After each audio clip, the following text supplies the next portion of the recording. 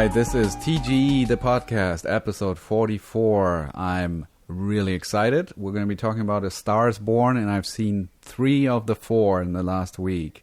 With me today is Tyler. Whoa. Tyler, how are you? Good, Sven. How are you doing? Doing good. Busy. Star Fever. Yeah. It's hard to watch them back to back. It's like, I know what's going to happen. No surprises. It's weird watching it, and I guess we should probably, I assume, address that there might be a spoiler of A Star is Born, but I oddly didn't see it coming, even though I'd seen the other ones, and was, I don't know. Who am I disappointed with? Me? I don't know. Maybe you didn't see it becoming because it wasn't set up really elegantly. Wow. Well, Sven's going to have some thoughts on this. Thank you for listening, everyone. If you haven't subscribed to the podcast, please do so. It turns out you can merely ask Siri to subscribe to the podcast, and Siri will do so. Likewise, you can subscribe on Spotify. You can subscribe on Stitcher, anywhere that you listen to podcasts. And also, we should point out at the beginning of the show that the music that you hear at the end every week by Curta Music, he has a new album out. I didn't know how to make that transition. But yeah, so Curta, if you enjoy the little play out that we do, Sven edited an episode and played the whole song out. He has a whole new album that you can get by checking out his CurtaMusic.com or wherever you listen to music. It's everywhere also. And I think there's like $1 digital download of the whole thing this week or something. Oh, cool. The whole album for $1? I don't understand him.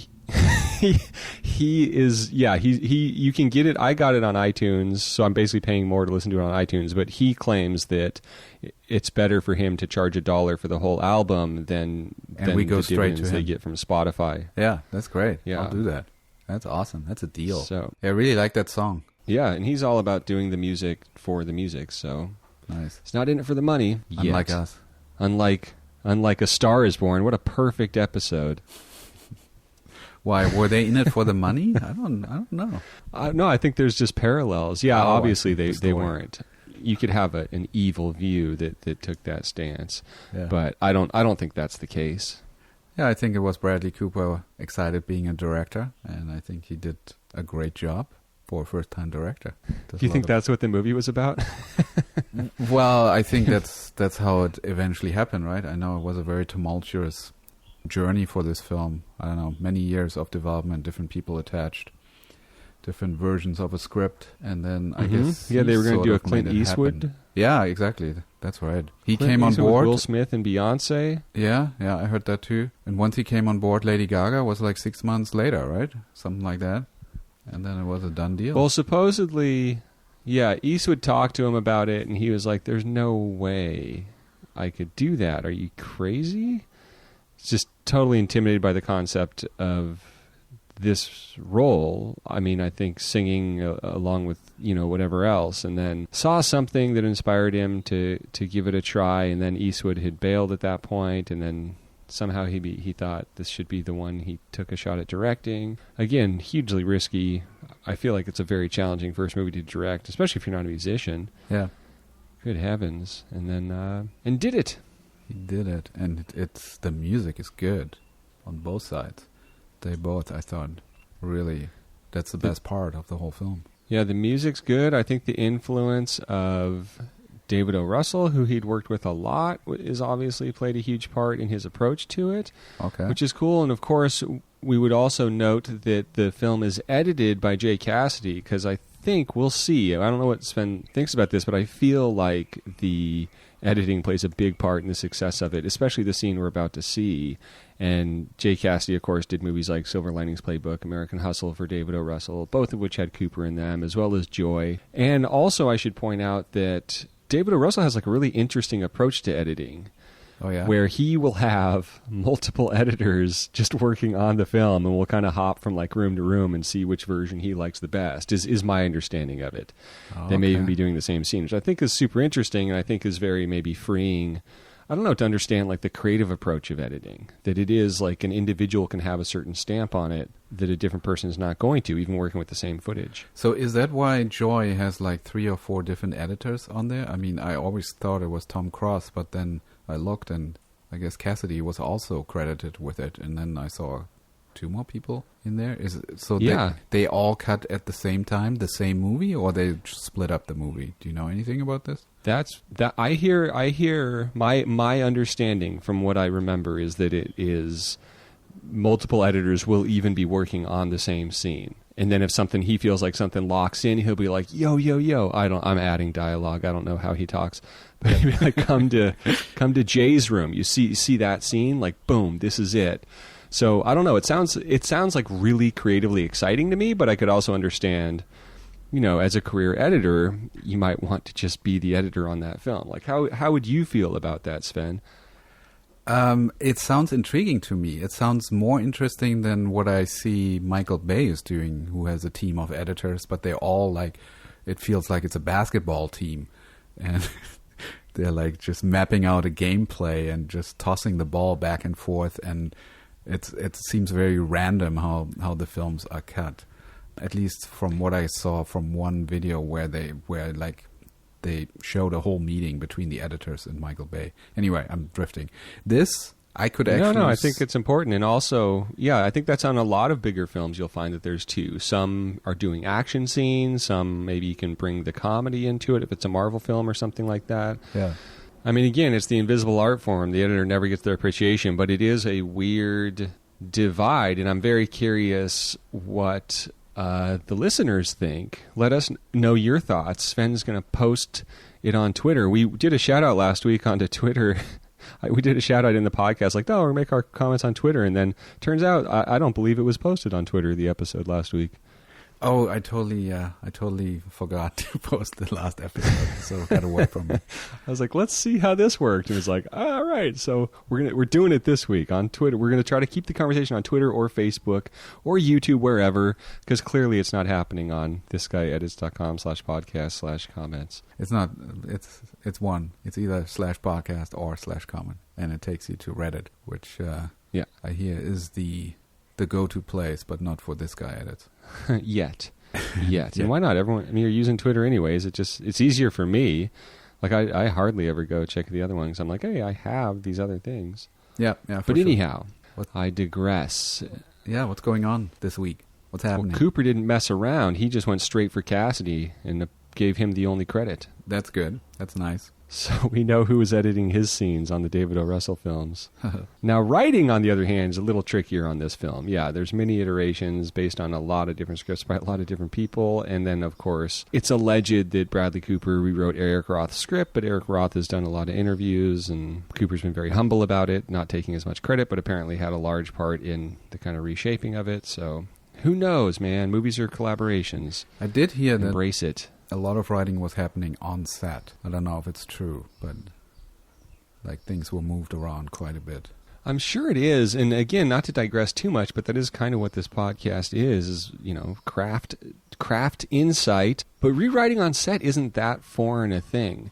It happens a lot. Like, obviously, like Iron Man was rewritten on set every day. I think it happens more than you would expect. And in fact, that was Howard Hawks' approach. Like on movies like Rio Bravo and stuff like that, literally the shooting day would be them getting together, John Wayne, whoever coming in. They would sit there, go through the script for half the day, looking at the scenes that they're going to be working on, kind of reworking them, shaping them to the Duke specifically, et cetera, et cetera. And then the second half of the day would be like just a few takes knocking those things out. So, there is something special and unique about being on your feet and seeing it and having it happen. And, you don't want to cut yourself off. And as we learned from Roger Nygard, restraints create opportunity or create creativity. Or what was it he said? You liked it. I don't know. I forgot. But I was listening to what you were saying before that, and I do agree that if you go into a day prepared and you go in with a game plan and then decide on the day to make changes and throw everything out the window, I think that's really powerful. But sometimes that's not how it happens. Sometimes it's like, we don't know what we're doing. I've lost track of what the story is, but we have this location now, and we're kind of at this point in the movie where we need to get to this point. What are we going to do? And then you see film, and then sometimes it feels like, okay, you can tell here they're just sort of cutting a corner. Right, but also like a lot of fun. That's where the exploration has. Like it's always said that Scorsese or Thelma Schoonmaker will say, the editor of Scorsese's films, that a Martin Scorsese screenplay or someone who wrote a screenplay for one of his films doesn't really represent the finished film or what it will become. Likewise, there's that fun YouTube video of David Lynch screaming when they're trying to shorten the time he has on a set for Twin Peaks: The Return, because he's like, I need the time because that's when the dreams happen. Because he likes to find things on the set. And just to kind of give myself a segue, but yeah, so as Roger was saying, constraints create creativity, so that's a lot of the reason that once Larry David gets on set for Curb Your Enthusiasm, that's why the improvisation is preferred. Yeah, but he also said that Larry took weeks and months to come up with the treatment and the game plan. Yes, so indeed. Oh, yeah. Not to shorten it. Yeah. And then, likewise, as a filmmaker, you always want to give yourself opportunities once you've nailed the thing you were going for. It is film. It's not theater. Yep. Treat it a little freer and experiment with stuff, because you never know in editing what you're going to discover that gives you that extra insight, gives you that extra moment. Maybe you can lose that line of dialogue because it's in this look, whatever. So have fun and embrace the experimentation. Yeah. No, that is fun. Taking out lines is a lot of fun. Which happened a lot on this film, for sure. Yes. I guess we're in it, right? We sort of had a adventure story is what we call this, like what's happening this week. But we can just keep going. Should I set up the movie?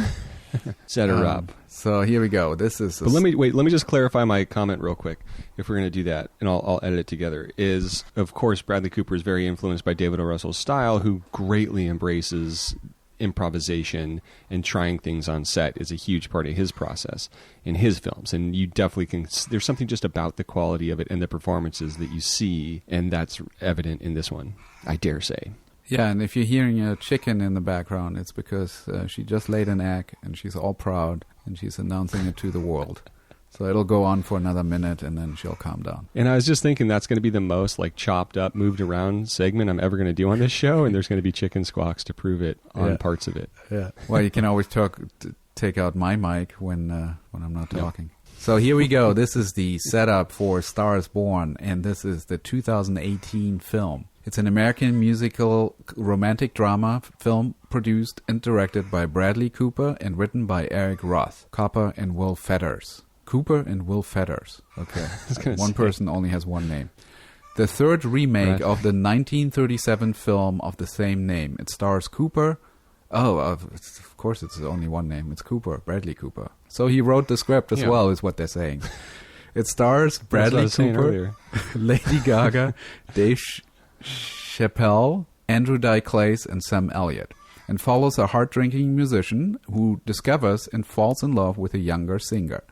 It marks the third remake of the original 1937 film, which I've seen, after the 1954 musical, which I haven't seen, and the 1976 musical, which I sort of saw last week. So here's the story. Talks of a remake of A Star is Born began in 2011 with Clint Eastwood attached to direct and Beyoncé set to star. The film was in development hell for several years, with various actors approached to co-star, including Christian Bale, Leonardo DiCaprio, Will Smith, and Tom Cruise. In March 2016, Cooper signed on to star and direct, and Lady Gaga joined that cast in August of the same year. Principal photography began at the Coachella Valley Music and Arts Festival in April 2017. There we go. Oh, no, here we go. Well, more they really stuff. took their time on it, too, because they filmed that stuff really early, and then they really held it for a long time before they released it, because I think they felt like they had a winner they wanted to drop in awards season. Oh, okay, interesting. So they finished the film and then they held on, is what you're saying. They I don't think, not shelved it, but I got the vibe that they really... They worked on it a lot, that Cooper really kind of massaged it in the editing a lot. And I think there were times when it was like, oh no, what have I done? Yeah. Well, I mean, it really is a great idea to shoot stuff at Coachella because it looks amazing, especially the opening of the film. And you're like, how did they pull it off? And then you sort of see that roof and the palm trees. And I kind of was guessing they just sort of swooped into a into a music festival and just got a couple of shots, but it's a lot of production value. Mm-hmm. Okay, anyway. Yeah, I've also been watching Terrence Malick's Song to Song this last week, which filmed a lot at Austin Music Fest, I feel like. Okay, cool. Is he still doing the Malick thing, or did he stop doing the Malick thing because he said he was gonna? I don't know what that means. Like, he's not doing the free flow anymore as much. Well, that movie's from a couple of years ago, and he was definitively still doing it. So. Okay. Reminds me of Veep. Well, A Star is Born premiered at the 75th Venice International Film Festival in 2018 and was theatrically released in October 2018 by Warner. It was a huge commercial success, grossing over $434 million worldwide and received critical acclaim. Did they win Oscars? I think Lady Gaga did, right? They got nominated for a lot. She definitely won for song. He did not get nominated for directing. It got Best Picture nomination, Best Actor, Best Actress, and Best Supporting Actor. It won for Best Original Song. That's it. And it was a widely commented on snubbing of Cooper for director, and Sean Penn weighed in, complimenting him as the ultimate winner of the year for what he'd done, even though he didn't get nominated. Yeah. I think it's okay that he didn't get nominated. I think he did a really great job on the film, but I think it's, I wouldn't say it's a best directing film. I would dare say that his directing is the best part of the film. Okay. Oddly. Well, yeah, I maybe. would counteract. It's hard to I'll tell you what my problem is, and then you tell me who's responsible. I think they did amazing work in the details. Like, the moments are shining. It's great. And then the overall structure of the film is just very non-elegant. Like, there's some turns in the film where I'm like, okay, you're just doing this because you need to go from A to B, and you haven't really, the characters are not anywhere ready to make these kinds of moves that they're making, is what I took away from it. And it's sort of, it grows as you're watching the movie. It seems to build up more and more. up to his choice at the end. Yeah. So I would agree with that, but I would add that my experience watching it was, I thought it started off tremendously, and then, yeah, like you're saying, but I think the odd thing, if we were to look at it from an editing perspective, is I think that no one comments on the problems you're kind of noticing. I think because it's ultimately, and I know a lot of people love this film, I really enjoyed it, especially the scene we're going to look at, but ultimately I feel like it is a movie that really somehow got saved in the editing. Like, the fact it's watchable at all is almost a miracle. And of course the performances are great, the music's great, all that's there, but some wild cobbling was needed and took place. And I think, to me, the biggest problem with the film, aside from just the general conceit of how it ends and the message that puts into society, my big problem with it is that it's a director who's acting in the film, and I think it works very, very, very well when it's his film. And when it then becomes hers to carry, it does not work as well. That was my takeaway. And again, she's great. She's amazing in the movie. It has qualities you can't, people aren't going to have. A lot of actresses aren't going to have, in terms of like the feeling you'll have for her as an audience member in this role, et cetera, et cetera. But it just didn't seem carried, and either because he couldn't give it over as an actor, or I don't know. Yeah, yes, I think I agree with what you're saying. I feel like sometimes the editing could be better, or maybe it's not really the editor's fault, but the scenes are cut off, and we needed more of the characters to struggle before we move on to where they arrive. And it felt like there's a scene where like Lady Gaga and the manager have like a conflict, and she wants Bradley Cooper to be part of a show or something. He's like, well, that's not going to happen. And they needed to duke that out, and that was completely cut out of the movie, I felt like, probably for timing. And right. So there was like a conflict and resolved right away.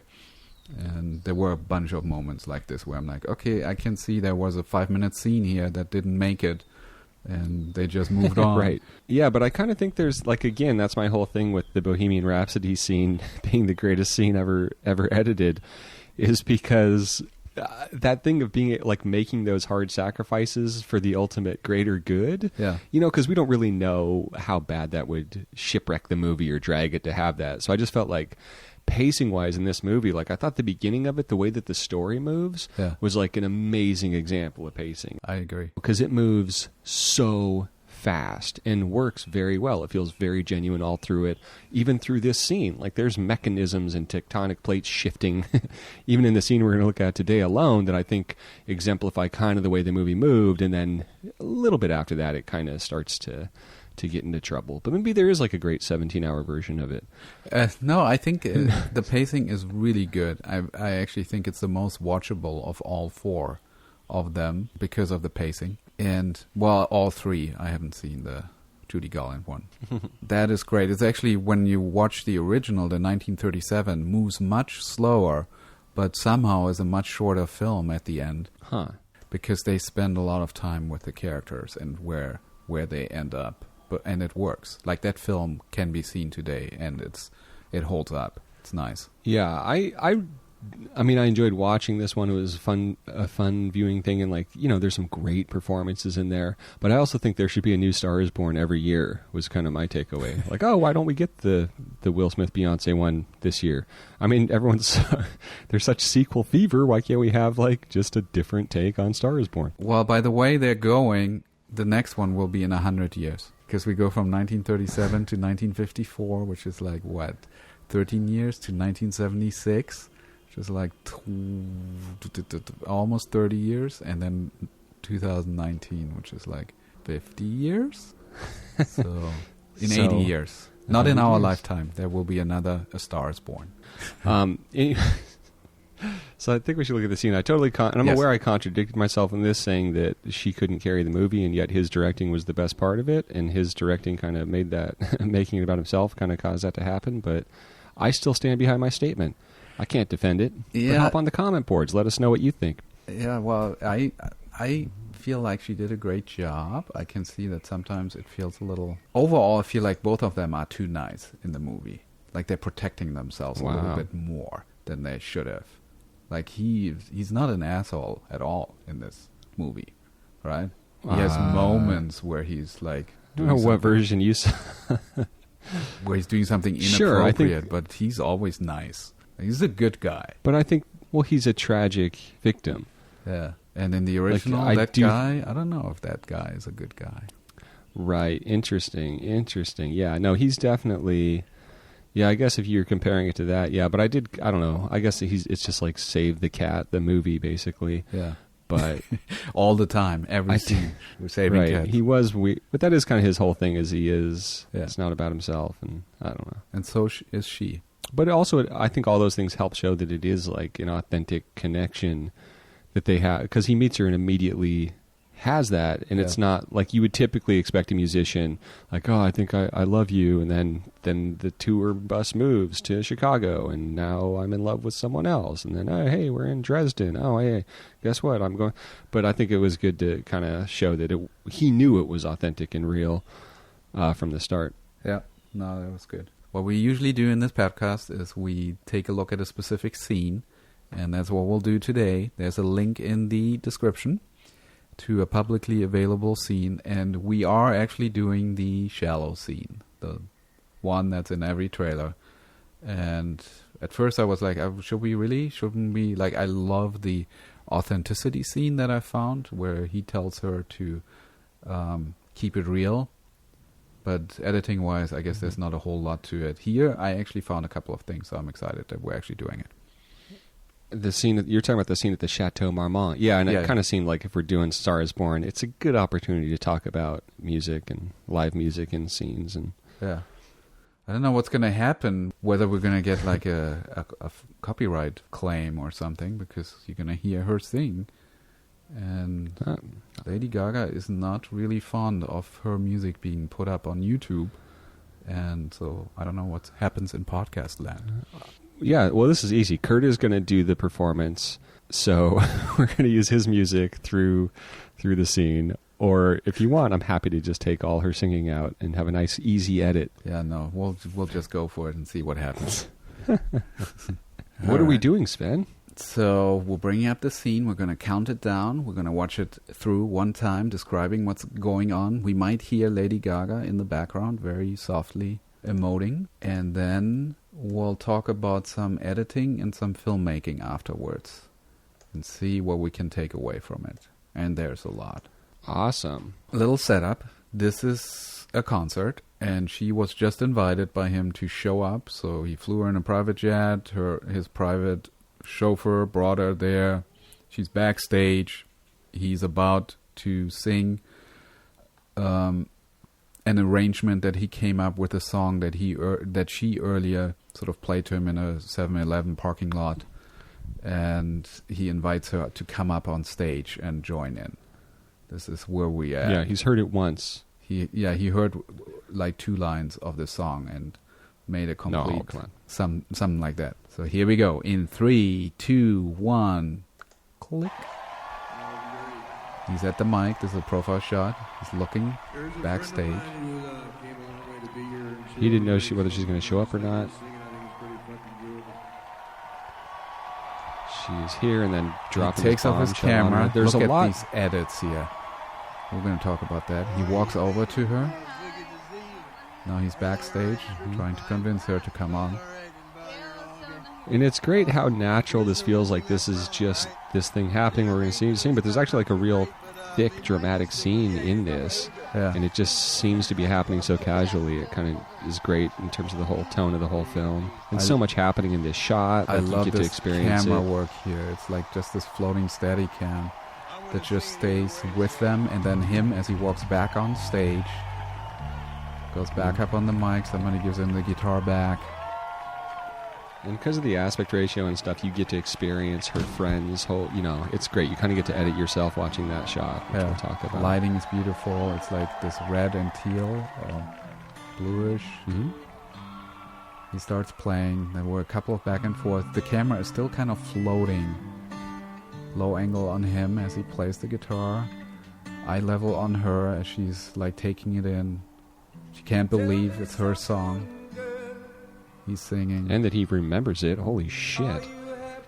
I can't remember what we talked about we were going to say on this show, and he's just ripping lyrics. Profile shot of him. It's like slowly moving. I guess it's handheld, not Steadicam. But like it has a flow to it. It's not a NYPD Blue kind of handheld. Real calm on her. Listeners. And this is the favorite shot in my movie right now. She's like thinking about, should I come on stage? And the camera's like slightly backing off, and then she like makes that leap, and the camera just stays on her, walking back, tracking back, turning she can't into even a help profile on her. Not a fan of this cut here. We'll talk about that. Wow. And but I just that thing of her deciding, it's like there's just so much embedded in this that's going on. Like don't cut away. It really is about the music. Ultimately, is what it feels like. She's like, wow, he really got this song right, along with everything else that it means. Yeah. But ultimately, it just feels like I got to be part of this. Yeah, we're cutting between her and him. They have their sort of medium singles. And his like backup guitarist being introduced. Yeah. So in a moment we're gonna cut to we're staying on her. Little reaction on him. He's like thrilled that she's going for it. She's covering her eyes. Real sweet moment. And again, like she's so great. Yeah, she at does. Singing. Like I can't imagine what this movie would be. Okay, with. this shot here, he's low angle, just against the black and like a fog of white. So they're kind of a little separated right now, which I think is a setup for what's about to happen. So he's like, they're not connecting at this point. They're on their own, doing their thing, and then he walks over and tells her, come to the main mic, and she does it. Yeah, there's like a great arc in this is scene. nice editing. And it's not Now done he's in the like an background. overly dramatized way where it's like slow-mo of her being born as a star, where it's just this, it just kind of happens very naturally. Here's a little this tight missed stuff. opportunity. Like she was spreading her wings, like the business of the actors, and we don't see it. We're just sort of, it's Yeah, but just that's- hinted. So I was going to say, though, that I like that it's not overusing the audience, it's just keeping it tight and personal. We're staying close. It's like now it's coming to her, like she's realizing the moment. That's I think her performance in this is outstanding. Like you can really tell, like for a person that's never done this before, her character, like how this is sinking in. Yeah. And yeah, I like the close stuff, but we'll talk about that. Yeah, and then she sort of And then breaks down, crying. It's over. I guess. Beautiful. It's so interesting to see her do this scene, and she's playing a character who's singing for the very first time in front of a huge audience. And then I would recommend all the listeners to go on YouTube and look for her doing the same song in Las Vegas with Bradley. Like she invites Bradley to come on stage because he happens to be in Las Vegas. And that performance is a completely different take on it, and it's amazing. Like they're like sort of reuniting, and it's even, I mean, I don't know if you saw the Oscars, how they performed there, which was kind of a sweet moment, and people were like, oh, they're so in love, la la la. No, they're just playing characters. But that Las Vegas thing, that friendship, that experience that they went through together, it's amazing to experience. Highly recommend watching that. Let's debate this real quick. Let's Yes. debate this real quick. So there's a couple thoughts. Yes. One, Give because it I always to do me. my thing of like maybe I always contemplate the practicalities of the filming. So the thing that I like about the close up is the way that I like that plays out, and kind of this whole scene is it is very much about them, and I think there's a lot of more melodramatic ways to use the audience and cut to the audience and have them being like, whoa, like swooning and stuff like that. But to hold on her and not go to those wider shots, I think is really great for a lot of reasons, because it just involves you in her experience more, and kind of in that same idea of, you know, Psycho not seeing the knife stab, you're kind of then getting to fill this in and realize, oh shit, this is happening. But you're realizing it from her perspective, which is much more what she would be experiencing. She can't really see the audience. It's just like, whoa, I'm like crushing it and there's people here and stuff like that. But also, and then although I totally get what you're saying, but then also maybe they didn't have that in the wide. Cause I was just going to say, again, they probably don't have it. Right. It could be they did this after the crowds left, you know, and it's just let's get her close up, and it's like, oh, well, that's it. Yeah. She might have Well, just using done that. this one time because she was just swept up and they just didn't get the right shot. And I'm not But saying also, this if they should have be a that wide close shot. up- It should just show her arms a little more. Like, because she's doing something really interesting there. Like it's almost like she's flying is what it feels like to her. And it's this instinctive move that she did as an actress. And did her business, what we call business is, like what they do with their hands and whatever. And they just didn't get the shot. But it's still, I mean, I'm agreeing with you, staying in the shot. If you don't have another choice, absolutely do it. It's still, I was saying I sense- prefer it even without the other choice. I'd still prefer it tight. If I would have Even been with in the the other editing choice, I room prefer there, it I tight. definitely would have looked for that shot and played around with it. And maybe it just didn't work. I don't know. But to me, it felt like, oh, why can't we see this? Why can't I be part of this? But my fear is that it would work too well. Yeah, it could be. That it just becomes too strong of a moment. But then also I wonder if that dude's getting that close up when they're in front of the actual audience, like where would that shot be? Because I'm assuming it's a male camera operator. I'm assuming he's going to be in the shot. Yeah, true.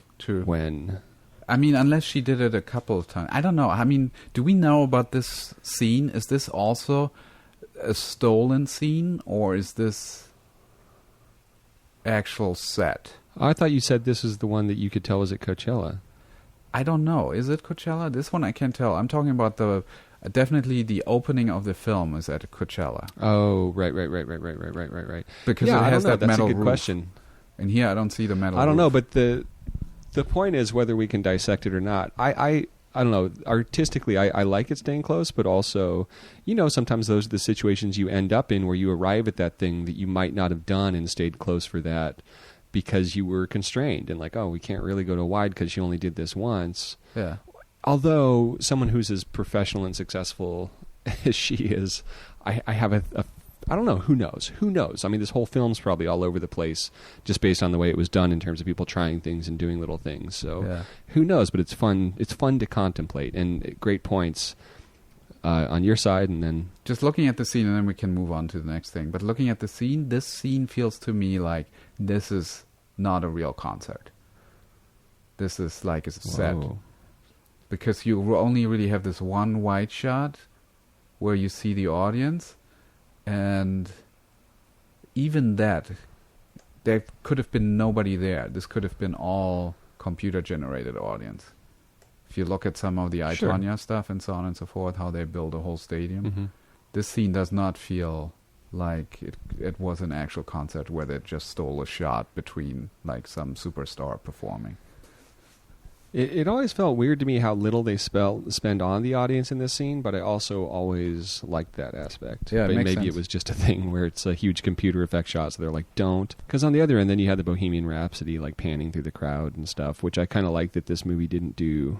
I don't know, a movie called A Star Is Born. I feel like it would just take away from it to have like the Beatles moment, like the Ed Sullivan moments of people like fainting over the aisles and stuff. Yeah. Well, do we want to go like step by step? I have something at 11 seconds. Yeah, let's hear. Okay, so this is kind of the moment where he walks over to her. It's 1, 2, 3, 4 cuts. And this is probably, to me it feels like you don't need all this many cuts. You could just stay on him. So why did they cut? Because they need to pace it out. It took too long for him to go from the mic over to Lady Gaga backstage.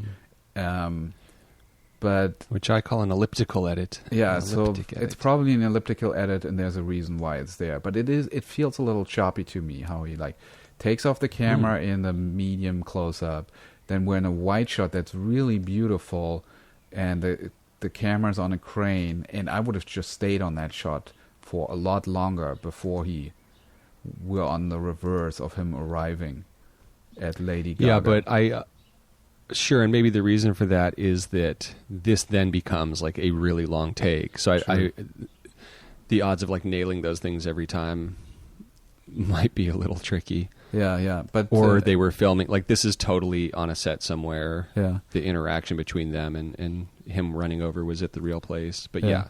And if you're a first listener, we usually don't really do a backseat, what they say, quarterback thing, coaching. We'll be like, well, I would have cut it that way because this is bullshit. We usually don't do that. We sort of just appreciate the good stuff. But I do feel like it's worth pointing out that moment felt choppy to me. And okay, here you go. Nice edit. Anyway, so we're walking over to her. I really love what's happening between the two. Like the camera just never cuts away as he's trying to convince her to come on stage. And she is resisting and resisting. They're sort of toying with this, and he just walks away and says, well, I'm going to play this song with you or without you. And the camera just stays, turns with him. We're not cutting. I think this is great. We're at 52 seconds right now. He's getting the camera, all this stuff. Beautiful. No reason to cut, so let's not cut.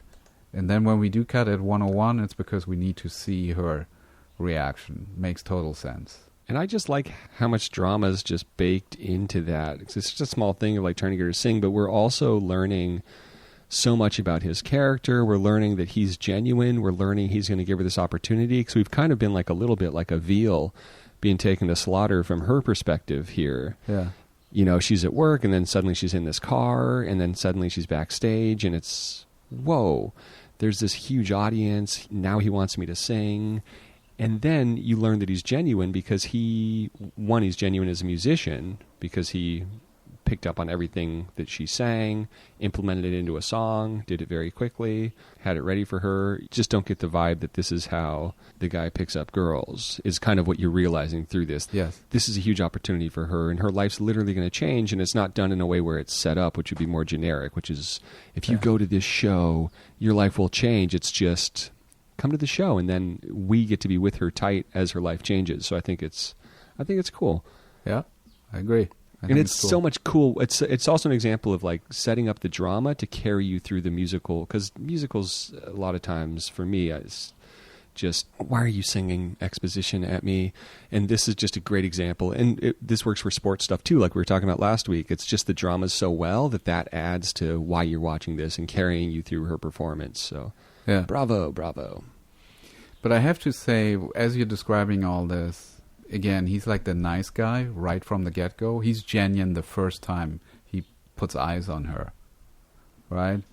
And right. So there's not a whole lot of character growth that can really happen in this movie. Except that goes totally against the type, which is a good starting point for character. But sorry. It could be nice for him to be more of an asshole and be like, okay, well, this is another girl that I'm into this week. Oh, wait, no, I really care for her. What am I going to do now? Yeah, but that's the fun of a real love at first sight movie, which you don't get that often as an adult movie that's really successful. Okay. So it's like one good message, love at first sight, and then the ending, not a good message. Okay, fair. All right, well, I'm at 143. It's sort of that medium close-up on her, full on her face, as she's contemplating her decision. And I just love, this is my favorite shot in the movie, as this plane is flying by. Because you're rooting so hard for her, and then also her friend behind her is so great through all this, because it's just this wide shot, and we could edit to him, cut to him, get reactions from him. Yeah, and he's but holding that wide shot, we get to edit it ourselves watching it, which is really cool. And at 152, the light changes, which I thought was really nice. It goes from red to like bright, like just a white light, so that it feels even more like she has to make a decision here. And you're right, like the friend is us at this moment. Like we're rooting for her to come up on stage, and he does too. And he's just full of anticipation. Just shove her.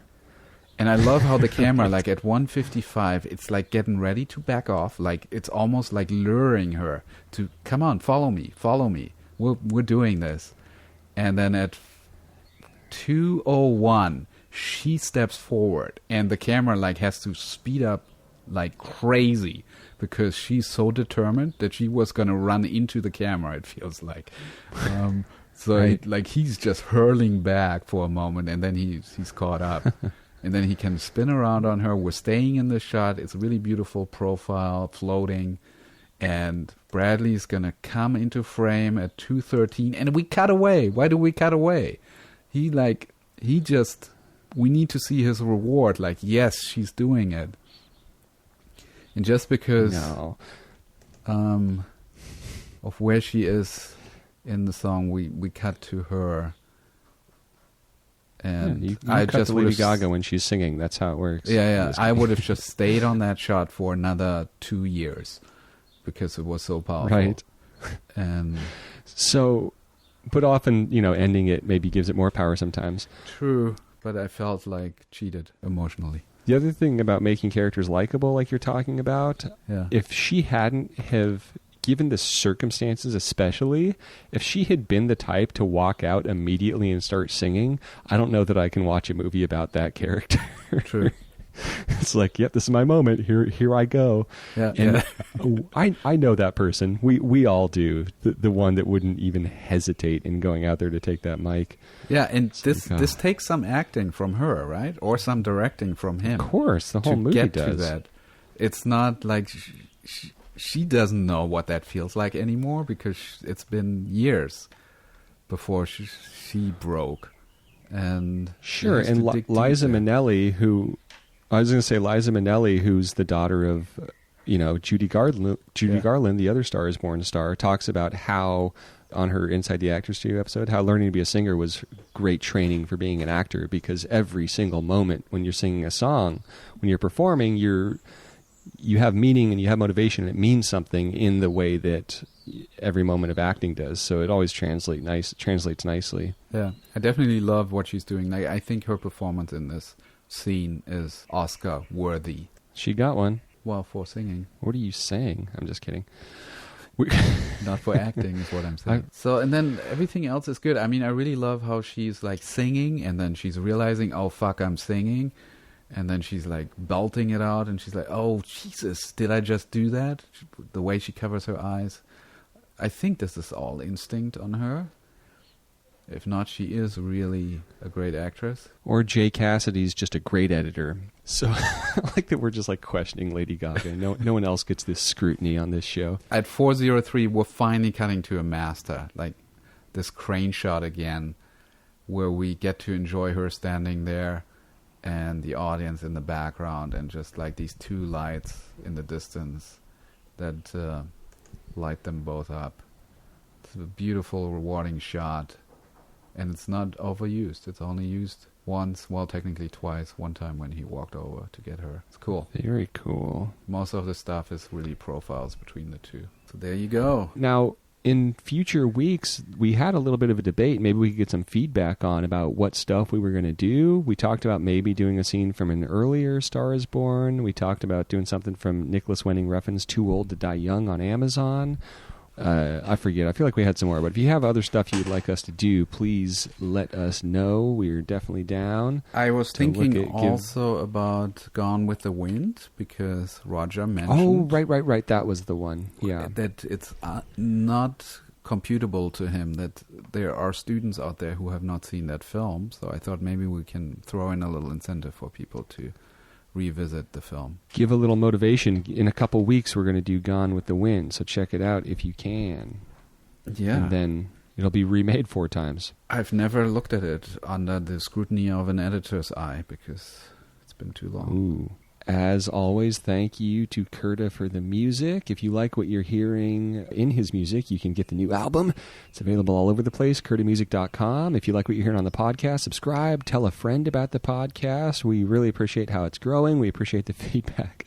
We do get that we're now moving to Twitter, so check it out there. And subscribe on iTunes, Spotify, Stitcher. And as Sven always says... At This Guy Edits is the Twitter account, and happy editing. Oh, very valid. Very valid. It's iPhones and TV shows about tweakers. There's no sane zone, so put your head between the speakers. There's no sane zone, so put your head between the speakers. My life is a cheap joke, a dumb rap trope, complex and rising circles of uninspired art smoke, historical, but parenthetical side. No, we awoke inside a city that needs a drug to be provoked, like my life. Whatever. I'm not trying to do anything good.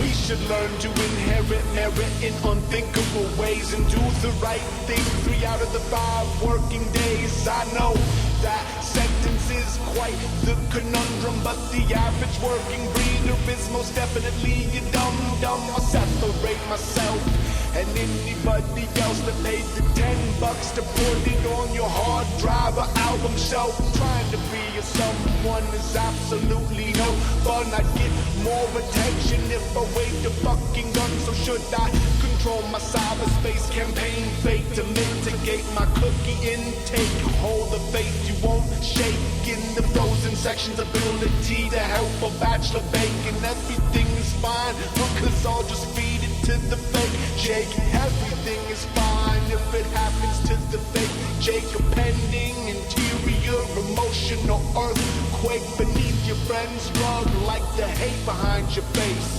Everything is fine if it happens to the fake Jake. Yeah, everything is fine if it happens to the fake Jake. Everything is fine if it happens to the fake Jake. Yeah, everything is fine if it happens to the fake Jake. Yeah, everything is fine if it happens to the fake Jake. Yeah, everything is fine if it happens to the fake Jake. Yeah, everything is fine if it happens to the fake Jake. Yeah, everything is fine if it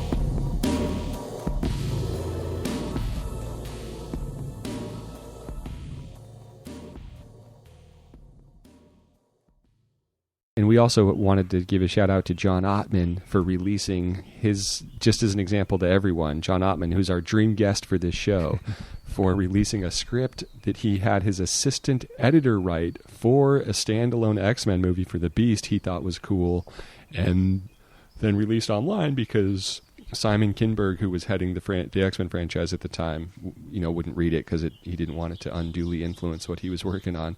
But just another example of, editing, like everyone we talked to, understanding the whole of the process of film. Every department is good for you, so you don't have to be painted into a bucket. But if you're not an editor and you're listening to the podcast, maybe try editing something this summer.